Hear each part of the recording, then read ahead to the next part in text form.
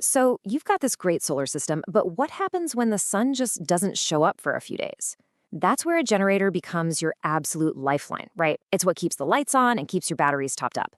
But here's the thing, get that connection wrong, and you've got a huge problem on your hands. So let's dive in and get this right. And yeah, that's really the heart of it, isn't it? Is that generator a lifesaver or a liability?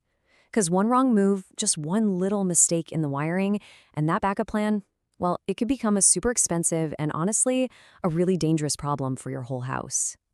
And look, I'm not being dramatic here. The number one danger we're talking about is something called backfeeding. Basically, it's when your generator's power goes the wrong way, back into the grid, back into your sensitive inverter. This can absolutely fry your electronics, and no joke, it can be lethal for a utility worker down the line. The stakes are just incredibly high. So here's the deal. You go online, you look up how to do this, and most guides, they show you the easy stuff, right? Basic wiring, maybe a gas versus diesel chart, but they almost always miss the stuff that can actually get you in trouble. Things like neutral bonding conflicts, the real deal risks of backfeed, or how you could accidentally fry your expensive inverter. That's the stuff we're digging into today. We're going to close that knowledge gap. Okay, so before we jump into the step-by-step how-to, we have to get the why down first.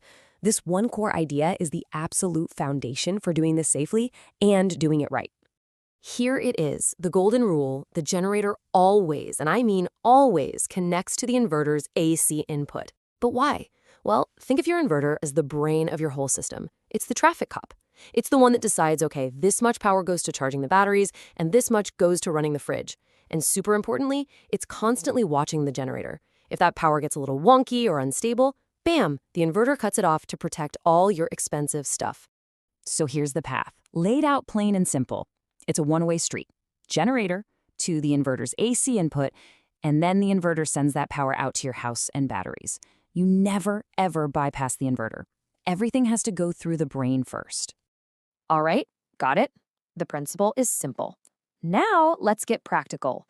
We're going to walk through the safe way to do this, and we've broken it down into 6 essential steps. And trust me, none of these are optional.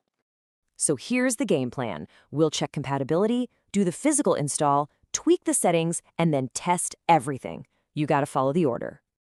Okay, step 1. You've got to play matchmaker between your generator and your inverter. Dig out that inverter manual and find its specs for AC input. You're looking for the voltage range and the frequency it can handle. If your generator is putting out power that's outside that sweet spot, the inverter's just going to say nope and reject it. Or even worse, it might try to accept it and slowly cook itself over time. Not good. Step 2, and this one is 100% non-negotiable. You must install a changeover system. Call it a transfer switch, an interlock, whatever. It's basically a gatekeeper. Its entire job is to make it physically impossible for the grid and your generator to be connected at the same time. This is your single best defense against that deadly backfeed scenario. Now for the actual wiring. And just like we said before, the path is super simple. It goes from your generator, through a circuit breaker for safety, and then directly into the AC input terminals on your inverter. That's it.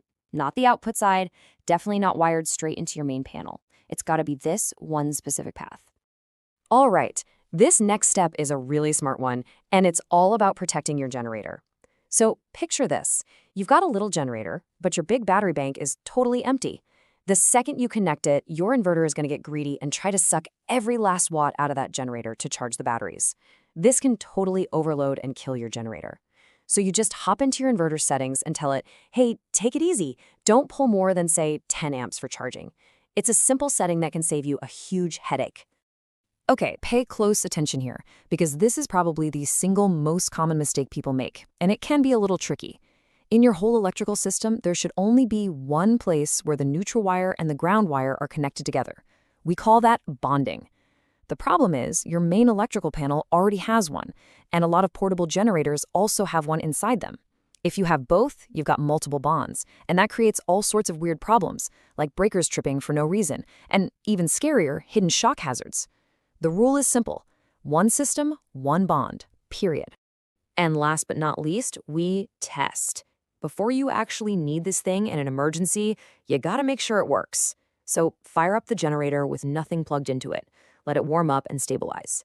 Then connect it to the inverter and just watch for a minute. Is the voltage steady? Is the frequency right? If it all looks good, start turning things on, one by one.